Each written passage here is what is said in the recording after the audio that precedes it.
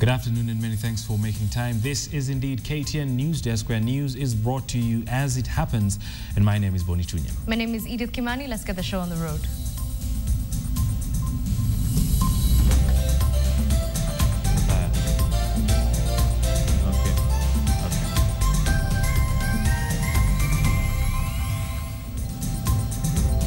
Right, we kick off this bulletin in Othaya, where the Supreme Court has stopped the Othaya mini poll to allow Mary Wambui to challenge her appeal that nullified her March 4th 2013 election as the Othaya MP. Now, the Supreme Judges, Kalpana Rawal and Mohammed Ibrahim, ruled that Wambui had an arguable petition that they say raised complex issues. The IEBC had scheduled the forthcoming by-election Tuesday next week after she lost her seat 2 months ago. The judges directed the petition to be heard urgently since there was a 30-day constitutional deadline to be met by both the court and the IEBC. The case will now be heard on Monday, 28th April, before a full Supreme Court judge bench. Na mimi najua Mungu na majaji wote, the justice is going to be done. Na niambia watu wa Othaya, mimi nawafanyia kazi, hata sasa naenda kuwafanyia kazi, na sisi iko pamoja na wasikufe moyo, kwa sababu tunajua kitu yote iko mbele ya Mungu. Let's now give you an update of an explosion that happened last night, and at least 4 people, including 2 police officers, were last night killed in a car explosion outside the Pangani police station in Nairobi. The explosion happened at the gate of the police station, killing all occupants of the vehicle. According to police report, 2 officers were accompanying the vehicle to the station for questioning when the blast occurred.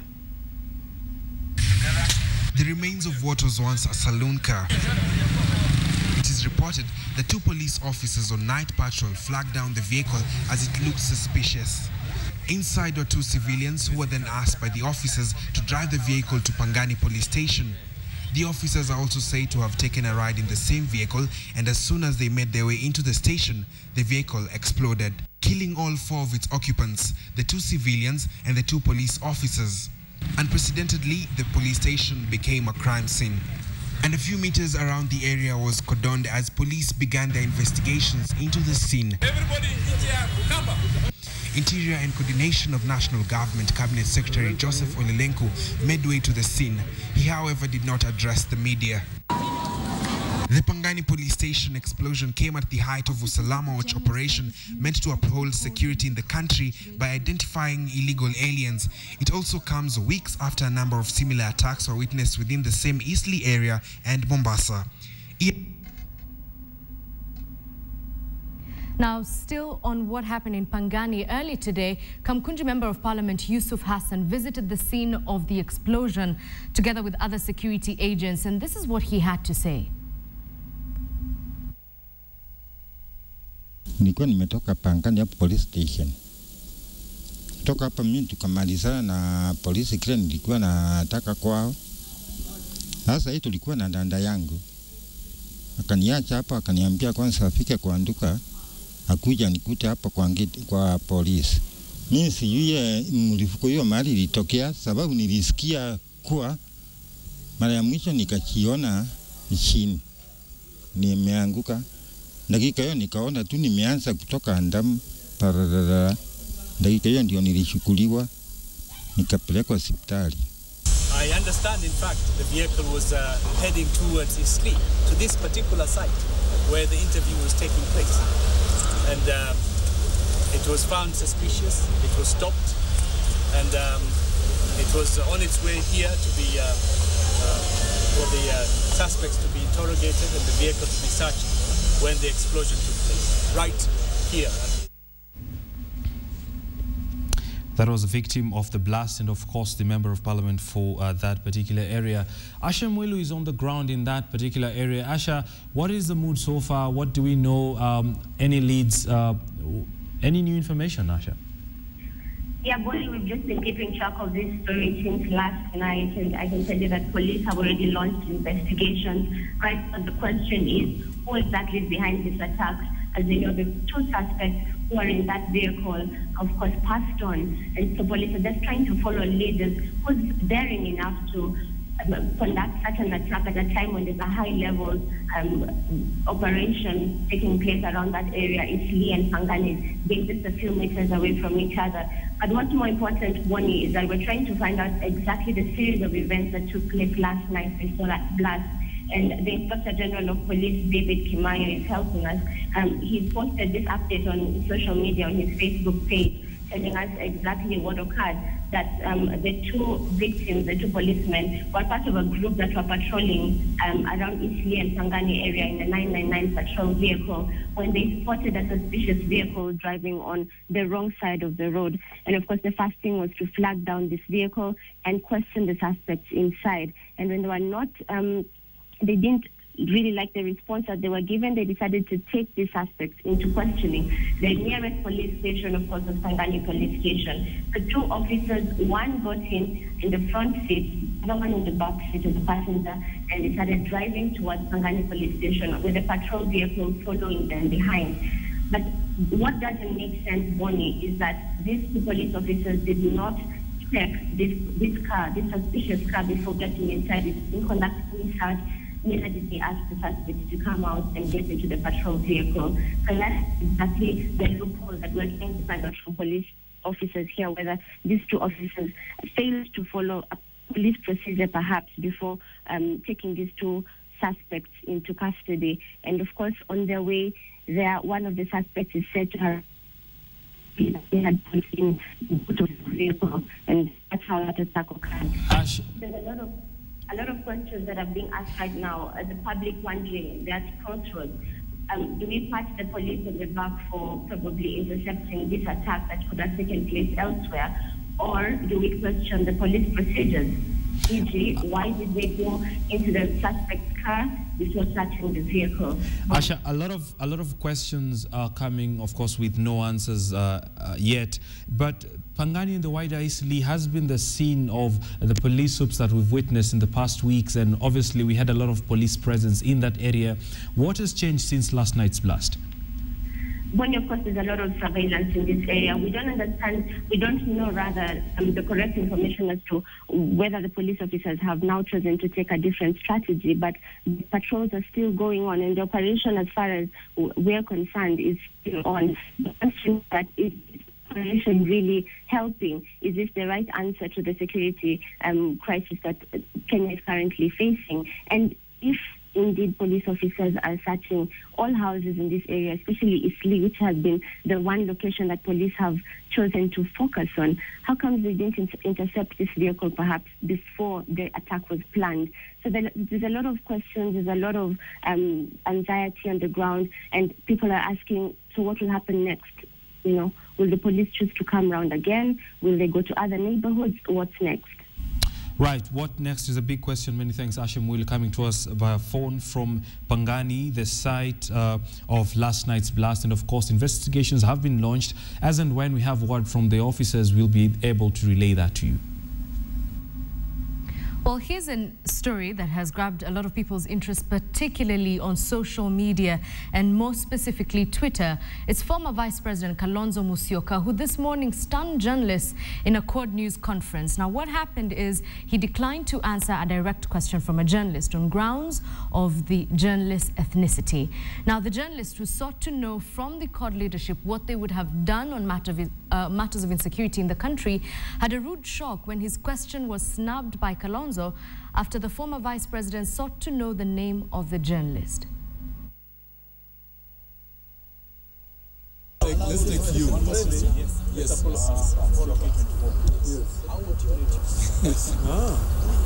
Okay. As a follow-up to that, all what you've been saying is what is wrong with the government. You're not providing alternative leadership as CORD.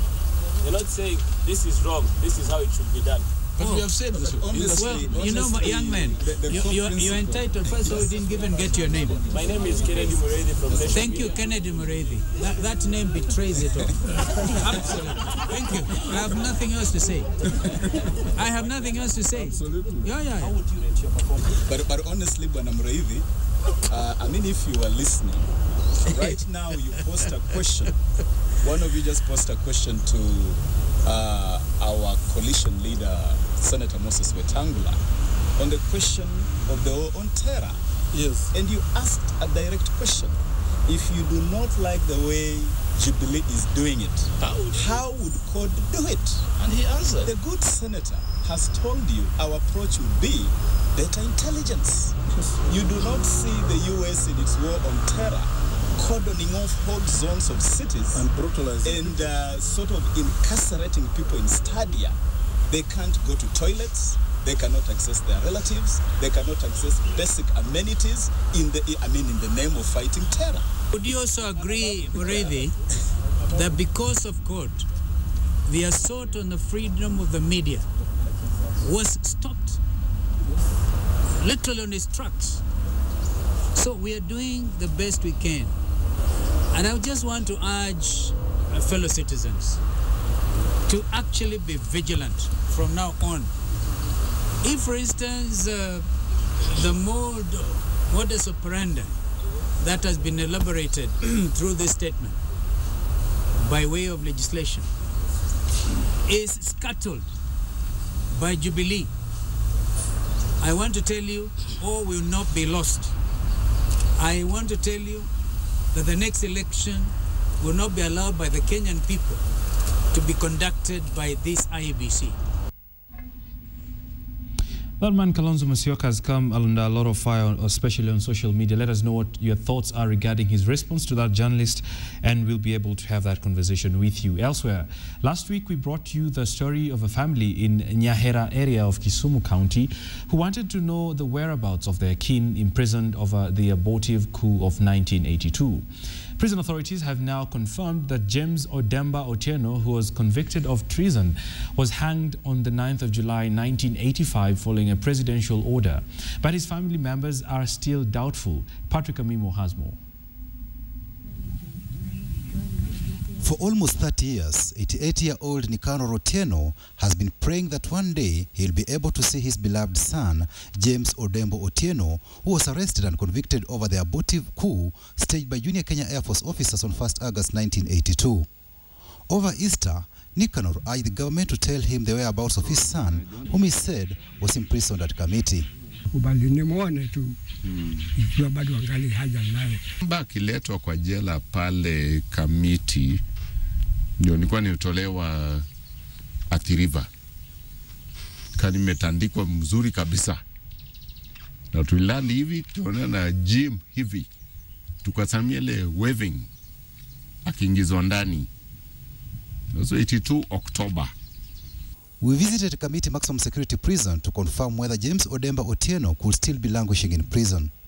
According to prison authorities, ex-corporal James Odemba was transferred from Langata Barracks to Kamiti Prison on 3rd February 1983 after a court-martial sitting at Langata Barracks found him guilty of treason and sentenced him to death. He was admitted here as an ex-army prisoner of the 82 coup. Ex-Corporal Odemba, together with ex-Sergeant Joseph Ogidi Obuon, appealed against the sentence. A panel of two High Court judges, Justice Emmanuel Okubasu and Justice S.J. Todd, found the grounds of appeal of the two ex-airmen invalid and upheld death sentences imposed by court-martial. Odemba and Obuon lost their appeals against death sentences in October 1983. In July 1985, a presidential order was issued to execute the ex-airmen who had exhausted their appeals, including James Odemba. He was later executed in the year 1985 on 9th of July 1985. Nalinyongwaje na buku yangu sijapata sababu hiyo buku ningerudishiwa. Si yake sasa. Ilikuwa sasa ni mali yangu irudishiwe. Hakuna belonging yoyote nilipata kutoka kwake. Na alikufa namna gani? Family members expressed their doubts. Kama wale walionyongwa, nguo zao zilifikishwa nyumbani makwao, lakini mimi sikupata. Kama kulikuwa na mali yake, nafikiri labda ingefuatwa ama vitu zake zingefuatwa na mzazi. Hata kama ni manguo ama vitu zake labda ingefuatwa na idara ya kijeshi. Other ex-airmen who were executed with Odemba between 9th and 10th July 1985 included Joseph Ogidi Obuon, Charles Oriwa Hongo, Robert Odhiambo Ndege, Bramwell Injeni Jeremani, Phoenix Chesoli, Charles Mirasi Odawa, Walter Odira Ojode, Edward Adel Omolo, and George Akoth Otila. Nilirudi siku ya mwisho. Sasa nikaanza being brainwashed. Hezekiah Ochuka and Pancras Otieno Okumu, who are believed to have been principal conspirators of the failed coup, were hanged on 9th July 1987. Ondingo told us he saw a person in a committee who resembled his cousin soon after former President Mwai Kibaki in August 2008 commuted death sentences to life imprisonment for some 4,000 inmates on death row. We sent him the picture he had described to confirm. Niona mtu amekaa pale, amevaa shades. Amevaa shades, wearing white. Total white. Na ndevu waweza white yote. Nikuja kama nikasema, nimeona Jim. Kwa Jim Odemba. Jim, nimeona Jim. Is still alive. Ile picha zingine nimeletewa hapa imambia hapana. Yo sio yeye. Patrick Amimo, KTN. From that, what do we call it, mysterious story, let's now move to matters of poaching. And a new report by Wildlife Agency says poachers in the country and the region enjoy state protection. Now, the report that links ammunition and guns recovered from incidents of poaching to those in the hands of law enforcement agents has also warned that proceeds from poaching are being used to fund terror activities. KTN's Dennis Onsarigo reports. People that are involved in this, they are well known. The problem is really a significant problem. The report that mirrors a comprehensive investigation carried out by KTN less than a month ago shows a worrying trend of poaching in Kenya and several other African countries. The report exposes a well-coordinated poaching machinery that appears to be enjoying state protection and benefits from firearms in the hands of state operatives. The findings commissioned by Born Free Africa, a global wildlife protection agency, says the share of elephants felled by firearms is rising, with 53% of poached elephants having been killed by gunshots. Samburu Laikipia area in particular has been hard hit, with a full 85% of recorded poaching incidents attributed to gunfire. Only 3 weeks ago, KTN exposed a shocking ring of poachers who enjoy state protection as the cases of poaching continue eating into decreasing numbers of rhinos and elephants in the country's national parks. The investigations that have since seen 5 senior KWS officials sent packing exposed an elimination squad within the ranks of KWS personnel, where innocent Kenyans are set up and killed in national parks and rhino sanctuaries before the actual poaching takes place. The report says poachers enjoy official protection with government officials, providing them with weapons and easy access through Kenyan borders. The Somali-based Al-Shabaab has also been linked to poaching. The report suggesting that proceeds from poaching are being channeled to terror activities. The Director of Public Prosecution, Kiriako Tobikos, told KTN his office has since directed the police to conduct a proper investigation into the killing of a police officer attached to Central Bank, shot and killed at a rhino sanctuary in Nyeri County. An inquest file tabled before him a few weeks ago had been poorly prepared by the police in Nyeri County. The police officer had been accused of planning to kill a rhino before he was gunned down. Investigations by KTN, however, indicated the officer was executed by KWS Rangers. The government has moved to avert what animal lovers say is a worrying trend of poaching that is now hitting crisis levels. Denso Sarigo, KTN Prime. And Cooperative Bank has been acknowledged as the top banking institutions across the Middle East Africa through the International Banker Magazine annual awards. The Coop Bank received top awards in 2 categories, that is Innovation in Retail Banking and Best CEO Africa. The bank's first award was the Banking CEO of the Year award that was awarded to its CEO Gideon Muriuki for promoting the cooperative banking model throughout Kenya. In an evolving environment, the CEO is credited with maintaining oversight while sticking to the CEO cooperative banking identity. The second award was made for innovation in retail banking. The Co-op Bank has driven the adoption of banking services amid a growing economy. That's right, we're just about to bring this to a landing, but I promised to bring up your views on the hashtag Someone Tell Kalonzo. And I'll read just one from M. Karanja, who says, there's a Greek saying that before the gods destroy someone, they first make them mad. Let me give you a did you know fact for today. Did you know humans aren't appropriate prey for great white sharks? And here's why. Because the white shark's digestion is too slow to cope with the high ratio of bone, muscle, and fat that belongs to us human beings. So next time a white shark is threatening to attack you, just be like, hey, buddy. Hey, buddy, I'm not good prey for you. My name is Edith Kimani. Good afternoon. Good afternoon.